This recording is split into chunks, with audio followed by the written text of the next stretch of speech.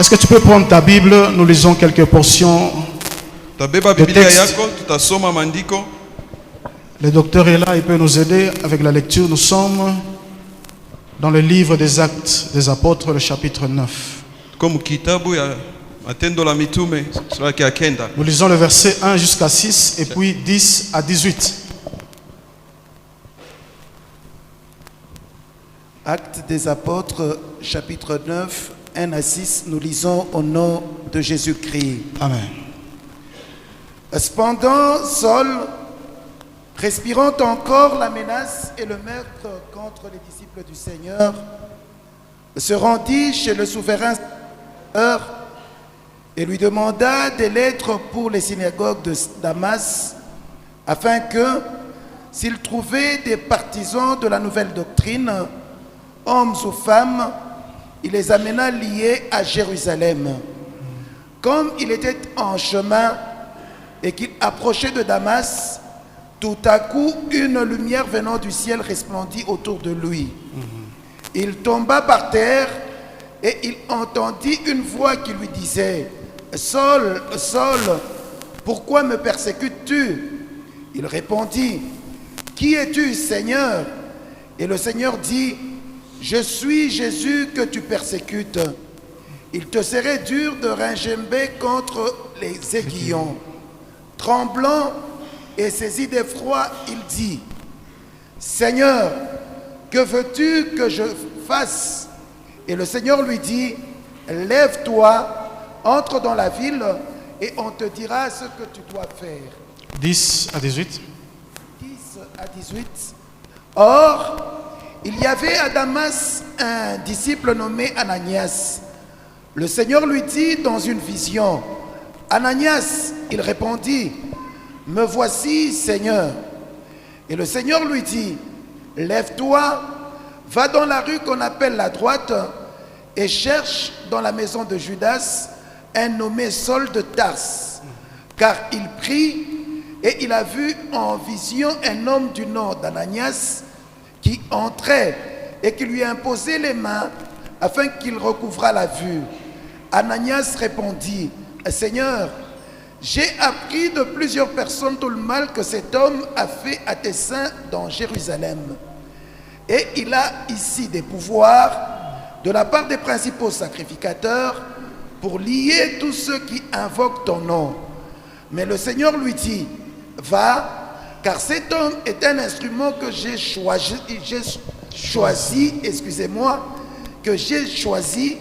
pour porter mon nom devant les nations, devant les rois et devant les fils d'Israël. Et je lui montrerai tout ce qu'il doit souffrir pour mon nom. Ananias sortit et, lorsqu'il fut arrivé dans la maison, il imposa les mains à Saul en disant, Saul, mon frère, le Seigneur Jésus, qui t'est apparu sur le chemin par lequel tu venais, m'a envoyé pour que tu recouvres la vue et que tu sois rempli du Saint-Esprit. Au même instant, il tomba de ses yeux comme des écailles et il recouvra la vue.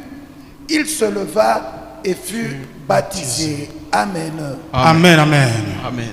Est-ce que quelqu'un peut répéter après moi que les écailles de mes yeux tombent? Que les écailles de mes yeux tombent. Dis-le bien, que les écailles de mes yeux tombent. Que les écailles de mes yeux tombent. C'est le thème que nous allons décortiquer ce matin. C'est une série de prédications. Aujourd'hui, nous commençons avec la première partie. Que les écailles de mes yeux tombent. L'histoire qu'on venait de nous lire, c'est l'histoire de Paul. Si vous aviez bien compris la lecture, vous allez voir qu'au verset 1 jusqu'à 2, la Bible est en train de nous dire de cet homme de Paul. Il respirait encore en lui la menace et le meurtre contre les disciples de Jésus-Christ. Paul s'était engagé dans une affaire de traiter durement l'église de Dieu. Paulo alibeba mpango ya kutesa kanisa ya Mungu. Paul a passé tout son temps Alipitiza wakati yake à yote maltraiter les disciples, mukutesa wanafunzi, à lutter contre l'église. kupinzana kinyume na kanisa. Il tuait les uns et jetait les autres en prison. Aliua wengine na kutupa wengine gerezani. Et le chapitre 9 commence à dire que tellement que c'était son habitude et il respirait encore Na Biblia inasema cette envie-là. musura yake akenda kusema ilikuwa ni zoezo yake na alikuwa na ile makari. Il avait ce zèle-là d'aller tourmenter l'église de Dieu. Alikuwa na ile bidii ya kwenda kuvuruka kanisa ya Bwana. L'histoire que je vous raconte, c'est avant que Paul ne puisse rencontrer Jésus. Na hadithi ninameambia inakuwa ni mbele ya Paulo kukutana na Yesu. Et Paul se retrouvait en train de détruire l'église de Dieu, en train de maltraiter les disciples de Jésus. Paulo alijikuta mkutesa kanisa ya Mungu na kutesa wanafunzi wa Yesu. Si vous revenez un peu en arrière dans notre chapitre, vous allez comprendre que au moment où le christianisme, les disciples ont commencé à évoluer, il y avait des miracles, des prodiges. Au milieu d'eux, il y a eu la jalousie. Mukisome masura yenyewe inakuwa chini, mtaona wakati kanisa ilianza kati ya wanafunzi kulifanyika miujiza na ile ilileta La jalousie venant de qui? na chuki natokea kwa nani? Le souverain sacrificateur, Kwa wale wakoani wakubwa, le chef de l'église ou de synagogue. wenyewe wakubwa wa kanisa. Il n'était pas content de voir que la doctrine de Jésus-Christ croissait. Hawakufurahie kuona dini ya Kikristo kuendelea. Ils ont commencé à combattre l'œuvre de Jésus-Christ. Wakaanza kukombanisha kazi ya Yesu Kristo. Et Paul s'est engagé corps, âme, esprit Na Paulo ni yeye alijitoa kabisa muile kazi, à détruire l'église, mkuharibu kanisa, à détruire l'évangile. mkupomona injili. Et vous allez comprendre que Na mtaelewa kama avant que Paul ne puisse rencontrer Christ, mbele Paulo akutane na Kristo, je ne sais pas ce qui lui avait pris l'autre fois, mishijue ni nini yamkamata mara ingine. dans le zèle qu'il avait. Mubiti alikuwa nayo. La Bible dit qu'il est allé voir le souverain sacrificateur Biblia inasema akaenda kuona wakoani wakubwa, pour dire que j'ai travaillé dans tout ce contrat ici. jua kuambia kama mimi natumika mwibi pande J'ai vyote tellement de force, na ntingaliki na je nguvu. vais un peu voyager vers Damas Mimi napenda kusafiri ku Damas pour tourmenter les disciples de ce jua côté-là. kwenda kutesa wanafunzi wa ile Je jambo. vais les ramener tous liés à Jérusalem. Mitabaleta bote benye kufunga ku Yerusalema. Et Paul s'engage Na Paulo akajiingiza pour aller vers Damas. jua kwenda ku Damas. Et c'est dans le chemin vers Damas Na katika njia ya kwenda ku que Damas cet homme a rencontré Jésus-Christ. ni pale huyu mtu akakutana na Yesu. C'est au verset 3 jusqu'au verset 7. Ni mshairi yake ya 3 kwenda mpaka ku 7. Au moment où Paul a rencontré Christ, Wakati Paulo akutana na Kristo, c'est Christ qui lui dit: ni Kristo Paul, anamwambia pourquoi me persécutes-tu? Paulo, jua nini unanitesa? Pourquoi tu me fais tant de mal? Jua nini unanitendea bubaya sana? Paul ne savait pas qui parlait avec lui. Paulo ashikujue ni nani Il dit: anamzungumzia. Qui es-tu, Seigneur? Anamuuliza, Bwana wewe Et ni Jésus nani? se présente: c'est moi, Jésus-Christ. Yesu pale akajitambua kusema Écoute, ni en mimi Yesu. faisant tout ce que tu fais là, Mkufanya yote unafanya c'est à moi que tu es en train de faire du ni mal. kwangu mie unatendea bubaya. En cherchant à détruire l'église, Mkutafuta kuharibu en kanisa, cherchant à déstabiliser l'évangile, mkutafuta kuangusha injili, c'est à moi que tu es en train de faire. ni mie njo Du unateseka, unateswa. Et je vous épargne de toute la suite de l'histoire. Na vile minemiepusha maendeleo ya hadithi yote. Paul est tombé, Paulo akaanguka. la Bible dit, Biblia inasema en se relevant, mkulamuka il est devenu aveugle. anakuwa kipofu, Et Jésus l'a conduit na Yesu akamwongoza quelque part à Damas, fazi moja kule ku là où il Damas, devrait rester. kula alipasi kubakia. Et après que Christ a fini le travail qu'il avait à faire avec cet homme de Paul, Na kisha Kristu kumaliza kazi, alikuwa pamoja na huyu il Paulo, envoie Ananias, akamutuma Anania, un des disciples à Damas. mmoja wa wanafunzi kule ku Tout le Damas. monde savait qui était Paul. Watu wote walijua ni nani Tout le Paulo. monde savait la capacité qu'avait Paul. Watu walijua mawezaji ile Il Paulo alikuwa connaissait nayo, l'autorité qu'avait Paul. walijua mamlaka Paulo alikuwa nayo. Mais Ananias s'est allé. Lakini Ananias C'est au akaenda verset 18. kule kushairi La Bible yake, dit il est allé prier pour Paul. akaenda kumwombea Paulo Et les écailles de ses yeux na sont tombées. ekai pa macho ikaanguka. Et Paul Na Paulo a recouvert la vue. akapata kuona. Paul voyait. Paulo aliona, Paul est devenu aveugle anakuwa kipofu, et Paul voit de nouveau. na pale aliona chipya. J'aimerais relever quelque chose. Napenda kutosha kitu moja. Vous savez, Paul faisait ce travail Mnajua Paulo wakati afanya ile kazi, et je pense que minazania kama il croyait faire correctement les choses. aliamini kufanya mzuri kazi. Parce que si vous lisez, vous comprenez que il est en train de servir le souverain sacrificateur. Ndio mkisome mtaona kusema alikuwa anatumikia wakoani wakuu. Il pensait que c'était la bonne cause. Aliwazia kusema alitumika kazi mzuri. Avec ses yeux, Pamoja na macho yake Physique. ya mwili, quand il regardait comment est-ce qu'il pouvait persécuter les chrétiens, wakati aliangalia namna gani ya kuteswa il wanafunzi, pensait qu'il était du bon côté. aliwazia kuwa ngambo mzuri. Et Paul continue à faire ces choses-là. Paulo aliendelea kufanya ile kazi. Paul a détruit l'église, Paul a déstabilisé l'évangile. Paulo akangusha kanisa na kuharibu injili. Mais une chose que Paul ignorait, Na kitu moja alisaulika, qu'il était en train de combattre son propre héritage. alikuwa anakombanisha urithi wake. Paul ne savait pas Paulo ashikujue que ce qu'il détruisait, kusema yenyewe alikuwa anaharibu c'est à ça que Dieu l'appelait. ni kwa ile Mungu anamuita. C'est ça l'erreur de plusieurs Ile personnes. ndio kosa ya watu wengi Souvent aveuglés mingi, wenye kuwa na par les upofu circonstances de la vie. kwa mambo ya maisha, Ils ne peuvent pas comprendre ce qui peut arriver demain. abaelewe ni nini inaweza kufika kesho. Par manque de connaissances, Kwa kukosa ufahamu, les hommes watu travaillent durement wanatumika sana pour détruire leur lendemain. juu ya kuharibisha kesho yao. Paul a travaillé durement. Paulo akatumika nguvu, Il a déstabilisé l'évangile. alitingiza injili, Pour lui, il pensait faire correctement les choses de Dieu. na juu yake aliwazia kutumika mzuri kazi ya Mungu, Mais sa façon de voir na namna yake ya kuona était erronée. ilikuwa ya mbaya. Sa façon de voir Namna yake ya kuona n'était pas correcte. haikukuwe sawa. Mais quand il a rencontré Christ, Wakati alikutana na Kristo, Paul a vu correctement. Paulo aliona mzuri. Maintenant, moi, je peux dire que Paul a quitté d'un point à un autre. Minaweza kusema Paulo alikuwa anaishi ngambo ingine. Vous savez, ce qui nous pousse souvent à juger, à critiquer, Mon a- parce que nous regardons certains problèmes, certaines choses d'un point de vue quelconque. Ile natusukumaka kusema mubaya ni njuu tunekalaka tunaona mambo lwambari. Souvent, les gens ont des points de vue divers. Na watu wanekalaka na namna yao ya kuona ya kuachana. Ils ne veulent pas voir tel que Dieu voit. Hawapendake kuona vile Mungu eko naona. Ils voient de leur manière. Weko naona munamna yao. Écoute, tu peux être dans une position Unaweza kuwa muali moja, où tu regardes de ton côté, wenyewe unaangalia pembeni yako, tu trouves que le chiffre que tu vois c'est 6. unaona kama ile chiffre iko pale ni Mais 6. quand quelqu'un d'autre est de l'autre côté, il voit que c'est 9. Lakini kama mtu eko ngambo ingine yeye ataona 9. Tout dépend de la position que tu occupes. Yote naelekea hali unajikuta. Tout dépend de ton point de vue. Yote naelekea ngambo uko. Si tu n'es pas sur un bon point, Kama hauna ngambo mzuri, tu risques de détruire. unaweza kuharibu. Tu risques de faire du mal. Unaweza kutenda Tu mabaya. risques de critiquer et de juger. Unaweza kuhukumu na kusema vibaya. Or, Na tu te vile retrouves sur un point de vue que quelqu'un d'autre n'est pas.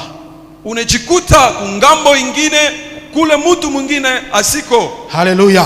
Amen. Paul pensait qu'il voyait clairement. Paulo alizania kuona mzuri. Paul pensait que ce qu'il faisait, Paulo aliona kusema ila anafanya c'était pour la gloire de Dieu. ilikuwa ni juu ya utukufu wa Mungu. Mais en réalité, Na kwa ukweli il était en train de combattre alikuwa anakombanisha l'œuvre à laquelle kazi il inyewe était destiné à faire. aliitwa kutumika. Vous savez, l'ignorance est une très grande mauvaise chose. Munajua kukosa ufahamu ni kitu kibaya sana. Osée 4, le verset 6 nous dit: Kitabu ya Hosea wanatuambia mon peuple est détruit taifa yangu par inaribu manque kwa de kukosa connaissance. ufahamu. Ça fait quand tu es dans l'ignorance, Wakati unakuya mkukosa ufahamu, tu risques de tuer ton lendemain. unaweza kuharibisha kesho yako. Si tu es dans l'ignorance, kama unakosa ufahamu, tu peux détruire ta propre famille. utezi kuwa hata jamaa yako. Si tu es dans l'ignorance, Kama unakuwa mkukosa ufahamu, tu peux détruire ton propre ministère. unaweza kuharibu hata huduma wako. Pourquoi? Parce que tu ne sais pas qu'est-ce que demain peut enfanter. Juu ya nini ni njoo aujue ni nini naweza kuwako kesho. Vous savez, notre futur Unajua maisha yetu ya kesho dépend inaelekea de tout ce qu'on fait comme routine de tous les jours. na yote tunafanyaka kwa zoezo kila siku. Vous savez, il n'y a pas d'autre chose à faire Hakuna vitu vingine vya pour kufanya. préparer notre futur, Juu ya kutayarisha kesho yetu. pour être grand dans le futur, Juu ya kuwa mkubwa wa kesho. pour être quelqu'un de considérable dans le futur. Juu ya kuwa mheshimiwa maisha ya kesho. Tout ce qui prépare ton futur, Yote natayarisha kesho yako. c'est ta routine de tous les jours. Inakuwa ni mazoezo yako ya kila siku. La vie de te lever, Maisha ya kulamuka, d'aller travailler, kwenda kutumika, de revenir te coucher, kurudia kulala, de venir à l'église, kwenda de kukanisa, t'absenter à l'église, kulofa de kukanisa, venir à temps à l'église, kuwa mbele ya wakati de ukanisa venir en retard à l'église. na kuwa nyuma ya wakati mkanisa. Tout ça Ile yote définit inakuwa naleta ce que tu seras dans le futur. kinye utakuwa maisha yako ya Les gens kesho. pensent que la vie, on peut la faire au brillant. Watu wanazania kama unaweza kufanya maisha mbele Bon, je mkupima. peux faire les choses, mais à un certain moment, je serai sérieux pour maintenant arranger mon futur. Mitafanya mbele mkupima na wakati moja mitatengeneza maisha yangu ya kesho. Détrompe-toi. Unajilongofya. Détrompe-toi. Unajilongofya. La vie Maisha ne se fait jamais au brillant. aba ifanyake mbele mkupima. On fait la vie une seule fois pour toutes. Tunakalaka naishi mara moja. Les actes que tu as commis quand tu avais 5 ans, 10 ans, 30 ans, jusqu'à 60 ans, c'est ce qui fait ta vie et c'est ce qui va définir ton futur. Matendo ulifanya wakati tangia butoto hata na kulo nenda mkukomea njoo yenyewe inakuwa naonesha kesho yako. L'ignorance tue. Kukosa ufahamu kunaua. L'ignorance nous déroute. Kukosa ufahamu kunatutosha munjia. C'était le cas Ilikuwa ni de hali Paul. ya Paulo. Ça fait, si tu ne comprends pas à quoi Dieu t'appelle, Kama auelewe ni nini, kwa nini Mungu anakuitia, et si tu ignores complètement à quoi Dieu t'a appelé, na kama aujue kinyewe Mungu anakuitia, tu risques de te détruire toi-même. unaweza kujipoteza we peke. Laissez-moi vous raconter une petite histoire. Ni vile nitemifasilia hadithi kidogo. C'est dans une famille, c'est une histoire vraie. Ni mjamaa, inakuwa ni hadithi ya kweli. Le papa décide de payer quelque chose. Baba kabeba mpango ya kuuza kitu moja, Et parmi ses enfants, na kati ya watoto yake l'un d'eux pense que bon, cette chose qu'on vient de payer, peut-être c'est pour tel. mmoja kati yao anawazia kusema ile banauza inaweza kuwa ya mtu fulani. Et parmi ses enfants, deux se disent entre eux, nous allons détruire ça. Na kati ya wale watoto wawili wanasema tutaribisha hiki. Et l'autre qui donnait les ordres, Na ule alikuwa analeta maagizo, il dit ah, tupomone tukiharibisha. qu'on détruise ça. Peut-être c'est pour l'autre. Bamba nsando anaanza kupika kupomona Ils kupomona. ont pris le marteau et ils ont détruit ça. Quelques jours plus tard, Na kisha mashiku quand le baadaye, papa revient, wakati mzazi anarudia, il dit bon, j'ai payé un cadeau. anasema nilileta zawadi Bon, le cadeau là c'est pour toi. na hii zawadi ni yako. Le cadeau là appartenait à qui? Na ile zawadi ilikuwa ni ya À la nani? personne qui commanditait la destruction. Ilikuwa ni ya ule alileta agizo ya Maintenant, elle est kuharibisha étonnée. Elle ile. dit, ah, c'est pour moi. Ni pale akashangaa, anasema ni yangu. Maintenant, elle regrette les actes qu'elle avait commis. Ni pale akahuzunika juu ya matendo yake. Pour cette personne, elle pensait que Na yeye alikuwa elle anawazia détruit la chose pour quelqu'un d'autre. anaribisha kitu kya mtu mwingine, Ah, mais c'était pour elle lakini ilikuwa ni yake que la chose appartenait. kile kitu Et amuletea. maintenant, quand on la donne, Na wakati wanampatia la chose est complètement détruite. kitu kenye kuharibika, Souvent, c'est ce que nous sommes en train de faire. na zaidi ni vile Et nous tunakalaka ne savons nafanya. pas où est-ce que Dieu nous amène. Atujue kwenye Nous ne Mungu savons pas ce anatupeleka, que Dieu nous réserve. atujue ni nini Mungu Nous ne savons anatuchungia, pas qui sera pour nous une bénédiction demain. atujue ni nani atakuwa baraka yetu kesho. Nous ne savons pas par qui nous allons passer après demain pour être bénis ou pour être engagés. Atujue ni panani tutapitia njoo tubarikiwe wala kubebewa Et kukazi. sans comprendre les Na choses, bila kuelewa nous maneno, nous mettons à faire certaines choses pour détruire les personnes qui après seront notre bénédiction. bila kuelewa tunajikuta mkaribu watu wengine wenyewe watakuwa baraka yetu kisha. L'ignorance Kukosa ufahamu tue, unaua, ça te détruit. iko na kuwa. Vous savez, si Léa pouvait détruire Joseph après la mort de Rachel, kama Lea aliweza kumua Yusufu kisha kukufa kwa Rakeli, peut-être la Bible ne nous raconte pas comment est-ce qu'ils vivaient. vile Biblia ituambie namna Rachel gani waliishi. meurt plutôt, elle laisse Joseph et Benjamin. Rakeli akafariki, anaacha Yusufu na Benjamin. Quand Rachel meurt, Na wakati Rakeli anakufa, Joseph et Benjamin restent avec les enfants de Léa ensemble. wale watoto wawili wakabakia na watoto wa Lea pamoja. C'est l'histoire de Jacob Inakuwa ni hadithi ya et ses Yakobo deux femmes. na wale wa bibi yake wawili. Et au moment où ils grandissaient, Wakati walikuwa nakomea, Joseph avait une destinée particulière. Yusufu alikuwa na usomi ya upekee. Et vous comprenez après l'histoire, Na mutaelewa kisha hadithi, la haine de ses frères chuki ya wandugu a yake poussé Joseph à aller en dehors du pays. iliwasukuma Yusufu kwenda nje Et ya cette nchi, même haine-là na ile a permis à chuki Joseph moja moja d'occuper un poste qui était considérable en Égypte. ilimsaidia Yusufu kuweka fazi ya juu kule Kumisri, Par-dessus tout, na kushinda c'est yote. le même Joseph Ni mmoja ule qui a Yusufu été une bénédiction pour toute sa famille. mwenye alikuwa baraka juu ya jamaa yake yote. Au temps de malheur. Muwakati ya ole, Si kama Léa pouvait faire le tout Lea aliweza kufanya yote pour qu'on chasse Joseph de la famille, juu afukuze Yusufu mujamaa, comme c'est le cas de plusieurs. vile inakuwa hali ya wengi. Quand le mari amène son enfant, Wakati bwana analeta mtoto yake, ou peut-être c'est la femme qui amène son enfant, wala ni mke analeta mtoto qu'il a eu avant le mariage, mwenye alipata mbele ya kuingia mundoa, on n'accepte pas. On le hatuchikaki, renvoie dans la rue. tunamfukuza mu. C'est pas mon enfant. Haina mtoto Le yangu. plus problématique, c'est l'enfant du mari ou de la femme. Na mtoto mubaya ni ule mtoto wa bwana wala wa bibi. Ignorant complètement l'avenir de cet enfant. Kukosa ufamu ya maisha ya huyu mtoto. Et je dis, Na mimi nasema si l'ignorance était une femme, kama kukosa ufamu ilikuwa ni mke, elle serait cette femme-là alipasha kuwa ule mke qui chasse l'enfant de son mari, mwenye anafukuza mtoto wa bwana yake, oubliant que mwenye kusabwa c'est kama cet enfant-là ni ule mtoto qui va sauver ses propres enfants. ataokoa watoto yake. Si l'ignorance était une jeune fille, Kama kukosa ufamu ilikuwa ni binti, elle serait cette fille d'aujourd'hui, haipashi kuwa ule binti wa leo appliquant dans sa vie tout ce qu'elle voit à la télé, mwenye kutenda na nafanya mu maisha yake yote, s'habillant anaona mal, kutele, s'habillant mal, kuvala mbaya, gérant 3-4 garçons, mwenye kwa naongoza wanaume wa oubliant que mwenye kusabwa kama un jour siku moja elle aura besoin d'un mariage. atahitajia ndoa. Elle détruit son avenir Anaua usomi wake en pratiquant certaines choses. mkufanya mambo ingine. Si l'ignorance Kama kukosa ufamu était un jeune homme, alikuwa kijana, serait ce jeune homme-là, alipasha kuwa huyu au kijana lieu d'étudier, pali ya au lieu kufunza, de se donner aux études, pali ya kusoma, d'avoir un diplôme, kupata kartasi avoir un bon poste, na kupata fazi mzuri mkazi, serait celui-là qui va boycotter tout, atakuwa ule ataribisha yote, refusant de s'instruire anakatala kujifunza. pour qu'au moment des élections, Njuba wakati ya machakuzi il acclame d'autres personnes qui passent à la députation. apikie mikono wengine wale wanapita Préso, préso, préso.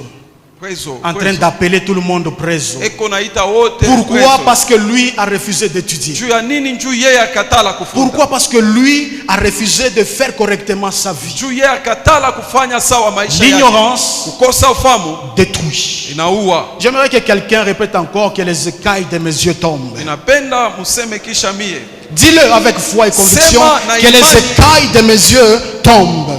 Que les écailles de mes yeux tombent. Dieu a besoin que tu voies correctement. Mungu anakuhitajia uone mzuri. Que tu ne voies pas selon les explications que tu as eues. Usione kupitia mafasilio ulipata. Que tu ne voies pas selon le point de vue de quelqu'un d'autre. Usione kwa kupitia mtu mwingine. Dieu a besoin que tu puisses voir selon son point de vue. Mungu anapenda wewe upate kuona kupitia yeye. Au moment où toi tu critiques, au moment où toi tu cherches à détruire, Dieu veut relever, Dieu veut faire élever. Wakati unatafuta kuharibisha, Mungu anatafuta kuchimamisha.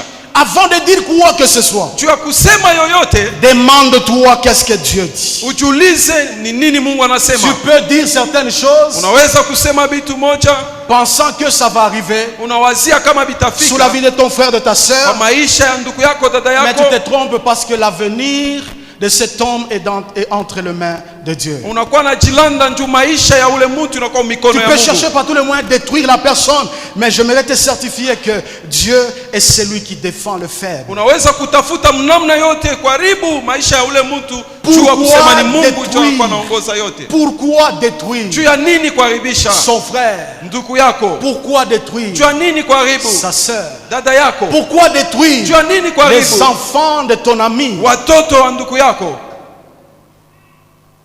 Demain, Kesho à quoi tu t'attends? unakuwa nachunga nini?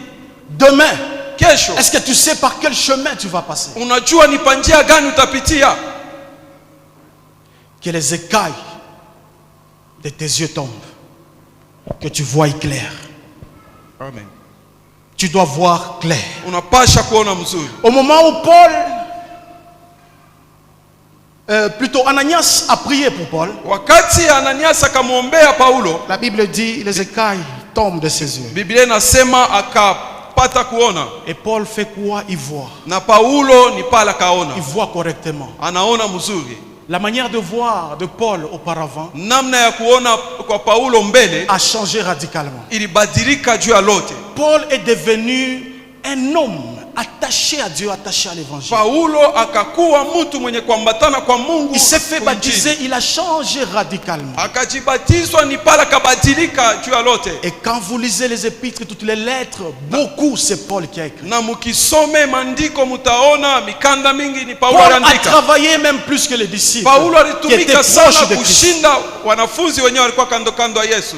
Mais Paul Paulo ne savait pas que ashikujue kama c'était à ça que Dieu ni juu ya l'attendait. ni kuile kazi Mungu Tu alikuwa peux détruire anamchunga. quelque chose aujourd'hui. Utaribisha kitu kimoja Tu leo, détruis ton lendemain. uko naribu kesho yako. Toi pensant que tu le détruis parce que c'est elle qui est là-bas ou parce que c'est quelqu'un d'autre qui est là-bas, tu détruis Utawazia ton lendemain. kuharibisha ni njuu fulani yeko pale, uko nejilanda. Tu détruis ton avenir. Uko naribisha usomi wako.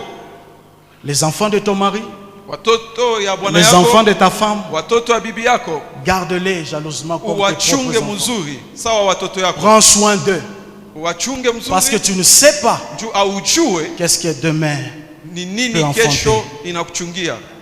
qu'est-ce que demain peut enfanter. De quelle manière tu vois Ni kwa namna gani unikalaka naona, et qui te dit de regarder ou de voir. na ni nani anakuambia kuangalia wala kuona. Vous savez, il y a beaucoup de complications parce que à un certain moment, l'homme ne veut pas voir par ses propres yeux. Il a besoin que quelqu'un d'autre lui dise, vois, regarde, regarde. Munaona kuna inakuwa kigumu njuu wakati moja mtu anapendaka bamwambie Dieu kusema t'a donné angalia. des yeux Macho, pour voir. Mungu alikupa Il macho t'a juu ya donné la kuona, conscience. anakupatia Il zamiri, t'a donné un cœur. anakupa roho. Tu es indépendant, tu ne dépends pas de quelqu'un d'autre. Awelekeye na mtu fulani. Tel que je vous vois ici, je Hivi vous vois namiona avec hapa, mes yeux. niko nemiona na macho Je ne yangu. peux pas emprunter les yeux de quelqu'un là. Mishiwezi Voir. kubeba macho ya mtu Je juu ya kuona vois nayo. avec mes yeux. Niko naona na macho Mais yangu. bizarrement, Na kwa les gens ne kushtusha, veulent plus voir avec ses yeux. watu hawapendake kuona na macho yao. Ils ne sont plus disposés à voir correctement avec leurs Hawana yeux. tena tayari jua kuona mzuri na macho Ils yao. voient avec les yeux de quelqu'un d'autre. Wanaona na macho ya watu wengine. Ils sont là, Weko pale écoutant les autres. wanashikia wengine. Frère, unaona meje? Nduku, qu'est-ce que tu vois? Unaona meje? Qu'est-ce que tu es en train de voir? Imashuku unaona meje? Ule frère unaona. Ces jours-ci, comment tu vois ce frère-là? Bele yeye mnyasha fata attention ndio kuangalia. Lui-même n'a pas encore fait attention pour voir. Mais des gens lui disent, moi je vois que ce frère là est devenu orgueilleux, hein? Mimi naona ule nduku anakuwa na kiburi. Anaanza kuimplanter bintu, kujika. Sumu anaanza kumurisha déjà. Tu commences à donner le venin, on commence à te donner le Ce venin. frère là est devenu orgueilleux. Tu ne vois pas? Huyu nduku anakuwa na kiburi, aone vile. Hein? Comme tu es ignorant, Vile unakosa ufahamu, tu es incapable de donner ton propre avis. unashinda kuleta Ce que tu trouves Namba à dire, yako c'est ya kuona. hein? yote unapata ya kuona ni kuchika. Je vois. Mimi naona Kiburi kinampita ule bwana ule sana. il est devenu trop orgueilleux. Et prenant les pensées du frère, Na mkubeba mawazo ya ndugu, je fais mes pensées. mimi naifanya Et mawazo moi aussi, je yangu. commence à regarder ce frère-là Na mimi naanza mwangalia ule ndugu comme étant orgueilleux, kama mwenye kuwa na kiburi avec les yeux de quelqu'un d'autre. na macho ya mtu mwingine. Et je peux me retrouver même en train de le combattre. Na mimi naweza hata kujikuta kwanza kumkombanisha. Pourquoi je le combats? Je ne comprends pas. Parce que quelqu'un m'a dit. Juu ya nini unamkombanisha uelewe ni njutu bakwambia kuko mtu mwingine. Quelqu'un a parlé. Juu mtu mwingine alisema. Comme toi tu es indépendant, tu ne peux pas dépendre de toi-même. Alors, comme on t'a dit, toi aussi tu te mets.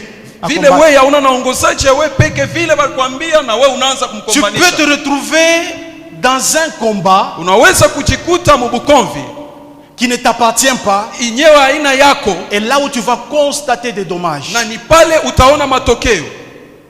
Et après tu ne vas pas comprendre mais pourquoi je me suis engagé dans ça. Na kisha ustaelewa juu ya nini ulichingiza mwile mvita. Bien-aimé dans le Seigneur, wapendwa katika Bwana, que Dieu t'ouvre les yeux, Mungu akufungule macho pour que tu voies tel qu'il voit. ili upate kuona vile ye Mungu anaona. Ne vois pas selon les gens. Ne vois pas selon d'autres personnes. Usione kupitia watu wengine. Regarde tel que Dieu voit. Wewe ona vile Mungu anaona. Je ne sais pas ce qu'on parlait de Gédéon. Mishijue ni nini walisemezea juu ya Gédéon. C'était un garçon alikuwa naye kijana dans la ville comme la ville de Likasi. Muji sawa muji ya Likasi. Bizarrement, il était en train de moudre le blé. Na ni pale alikuwa anatwanga gano. Et quand Dieu arrive, na wakati Mungu anafika, avec toute la poussière de la farine sur lui, na mvumbi yote ya punga, Dieu le regarde. Mungu anamuuliza, il appelle vaillant héros. Anamuita mshujaa mkubwa. Peut-être les jeunes filles se moquaient de lui. Saa zingine wabinti walikuwa wanamchekelea. Peut-être les jeunes garçons se moquaient de lui. Saa zingine vijana walimchekelea. Quel genre de garçon qui moue tout le temps le blé. Mwanaume kani huyu eko na twanga kila wakati. Un jeune homme qui n'était pas branché. Mwenyewe ashikukuchue mambo ya sasa. Selon l'actualité. Mambo yenyewe natoka ya sasa. Au moment où quand Dieu arrive, na wakati Mungu anafika, il voit en lui, anaona ndani mwake, un vaillant héros. Mshujaa mkubwa.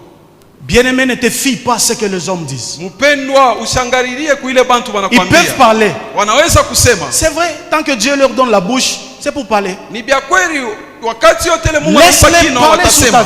Uache waseme pa maisha yako. Laisse-les raconter tout ce qu'ils peuvent. Uache baseme biote banasema. Mais ce qui est important pour ta vie, c'est ce que Dieu dit de toi. Ile Mungu anasema juu yako. Ce que Dieu dit de toi, ile Mungu anasema juu yako. Ce n'est pas ce que tu es faible. Haina wewe kwa ce n'est pas que tu ne mérites rien. Haina kusema wewe ustahili kitu. Ce n'est pas que tu n'es rien, tu n'es personne. Haina kusema wewe uko ovyo. Tu n'as pas de valeur. Hauna na bei. Écoute, tu as une grande valeur aux yeux de Dieu. Sikia uko na bei sana kwa macho ya Mungu. C'est pourquoi il a quitté son trône de gloire. Il est descendu sur la terre. Il a donné sa vie pour toi. Qui peut mourir pour toi? Même celui qui te critique, même celui qui semble t'aimer, est-ce qu'il peut mourir pour toi? Il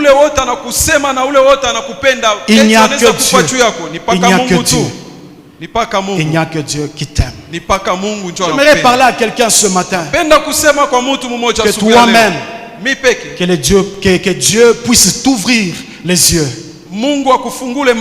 Pour que tu vois clairement ta vie. Ce qu'on a déjà dit sur toi, je ne crois pas que c'est ce que Dieu a dit. Les hommes ont parlé. Laisse que Dieu parle. Est-ce que Dieu parle aussi? C'est ce qui est important. Ce n'est pas ce que les hommes disent. Laisse Dieu parler pour ta vie cette année. Je dis encore, laisse Dieu parler pour ta vie cette année. Que les yeux de Dieu soient sur toi. Que les écailles de tes yeux tombent ce matin. Amen. Que tu vois clair. Que tu vois clair.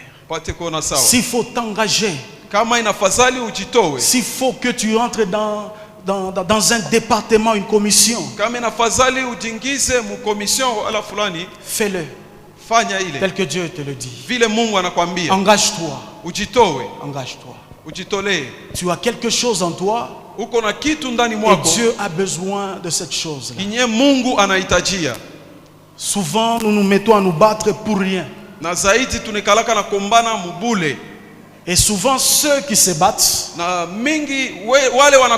souvent ils n'ont rien.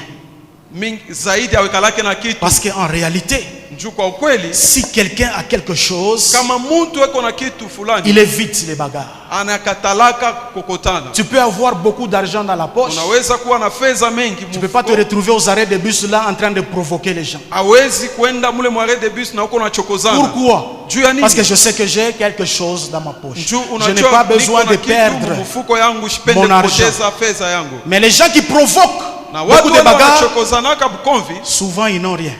zaidi awekalake na kitu, Ils veulent que dans ces troubles-là, banapendaka muile fujo, pour chercher par tous les moyens comment voler les autres. batafute namna gani ya kuiba wengine. Souvent c'est lui qui t'entraîne pour te battre, Ule anakuwa na kutayarisha juu ya kukombana, pour combattre les autres. juu ya kukombanisha wengine. Il n'a rien. Ashina na kitu, Il n'a rien. ashina na kitu. Parce que quelqu'un qui n'a rien, il n'a pas peur plutôt de perdre quoi que ce soit. Njuu ule anakosewa na kitu, asiongopake kupotesha kitu. Il peut t'amener, faisons. Atakupeleka, fanya, tufanye. Tuons.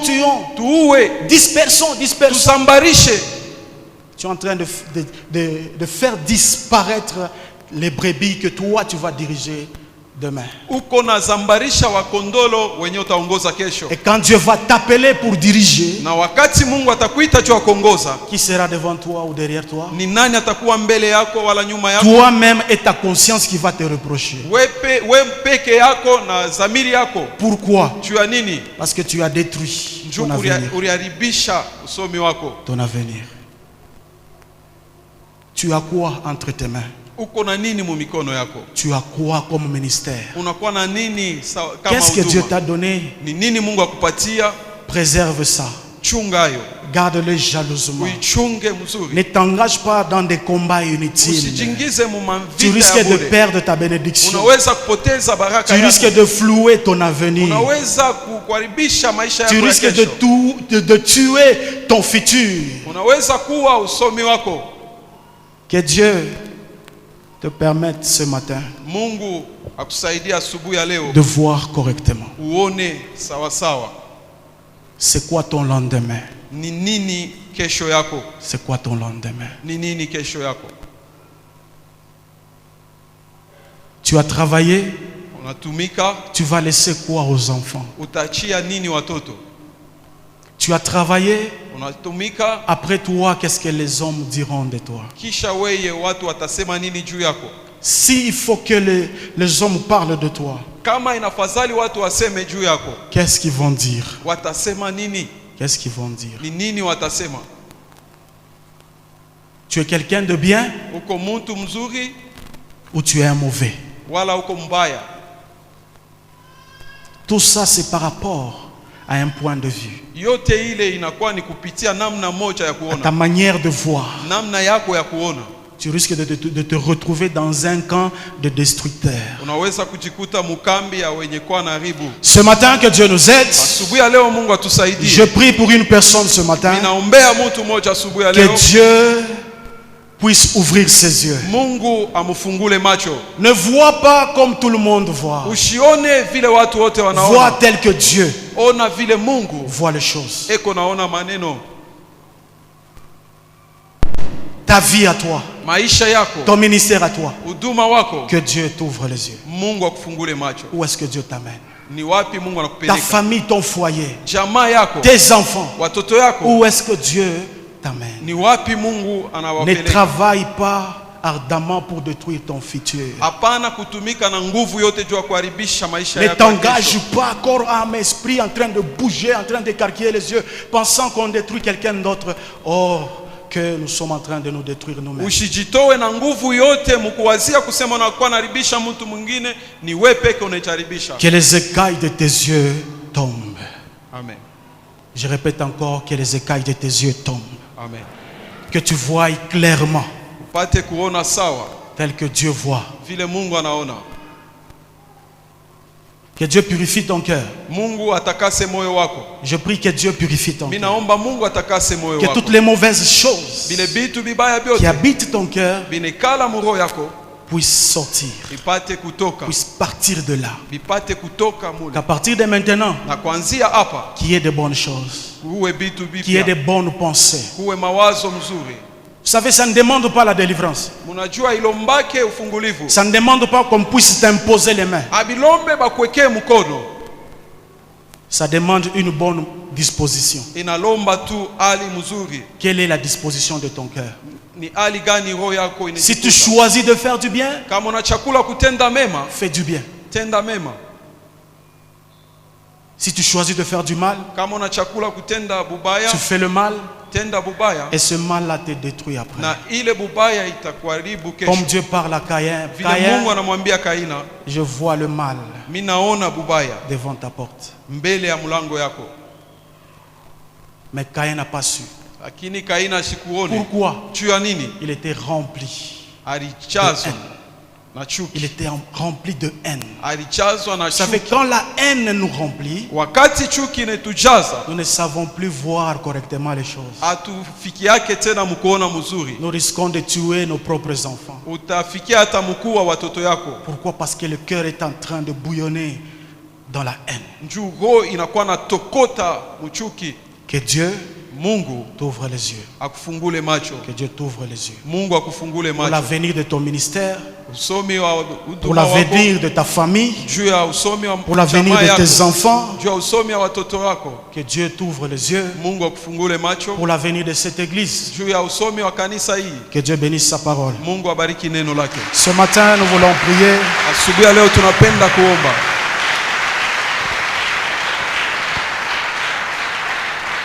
Nous voulons prendre un moment en prière. Nous voulons prier. Avant de prier pour nos yeux, nous prions d'abord pour nos cœurs. Que tu voies réellement ce que Dieu veut. Que tu sois en mesure de comprendre les choses telles que Dieu le donne.